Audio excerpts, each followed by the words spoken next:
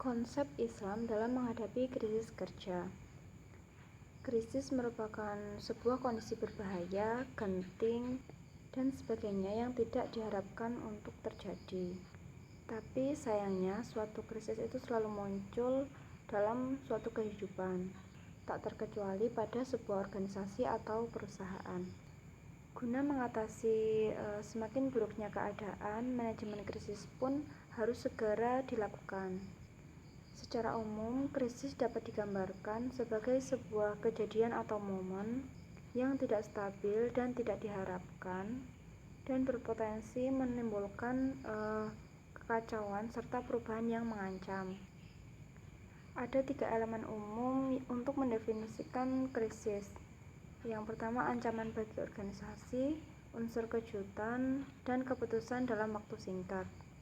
Sebagian besar para ahli juga menilai bahwa krisis dapat memberikan pengaruh buruk serta merusak tatanan yang ada. Oleh karena itu, perlu dilakukan upaya untuk mengendalikan situasi demi menekan risiko buruk. Nah, disinilah manajemen krisis itu berperan. Manajemen krisis dapat diartikan sebagai suatu bentuk respon dan upaya dalam menyikapi serta memecahkan masalah dari krisis yang muncul melalui strategi manajemen krisis yang mungkin untuk dilakukan. Manajemen krisis itu berbeda dengan manajemen risiko yang melibatkan unsur penilaian potensi ancaman sekaligus cara terbaik untuk menghindari ancaman. Artinya, tindakan ini dilakukan sebelum suatu kejadian atau risiko itu terjadi. Manajemen krisis justru dilakukan ketika ancaman atau peristiwa krisis tersebut terjadi.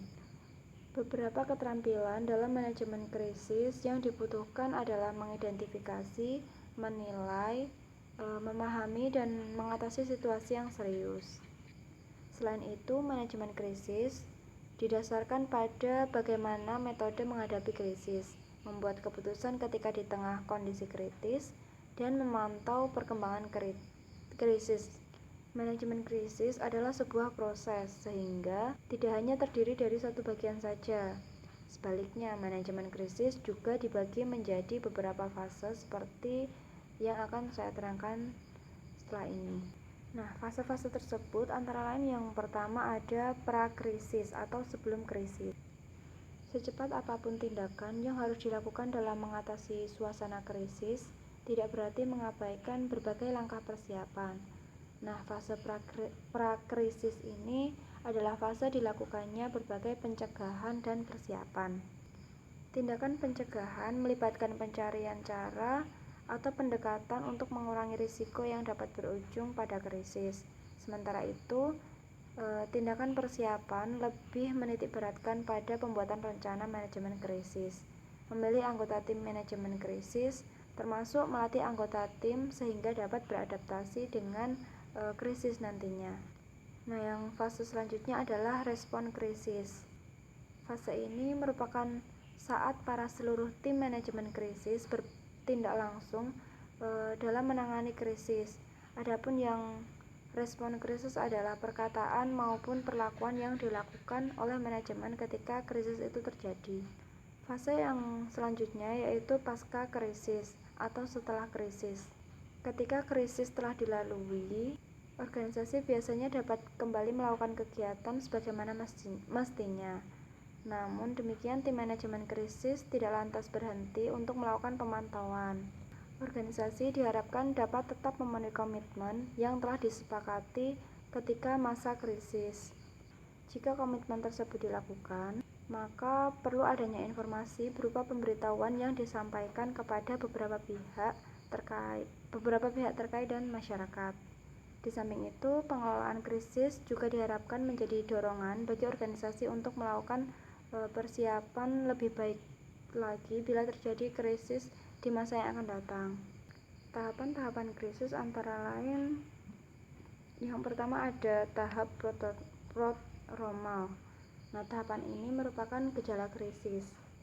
Yang kedua ada tahap akut. Tahap ini biasanya diidentifikasi oleh munculnya berbagai kerusakan, reaksi mulai datangan dan isu-isu mulai menyebar luas.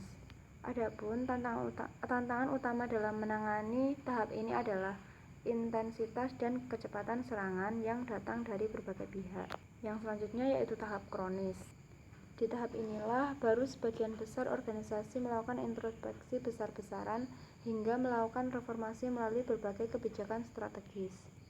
Nah, misalkan di masa pandemi ini, seorang manajer itu harus bisa memutar otak untuk bagaimana caranya supaya usahanya itu tetap maju walaupun pada masa krisis atau pandemi ini.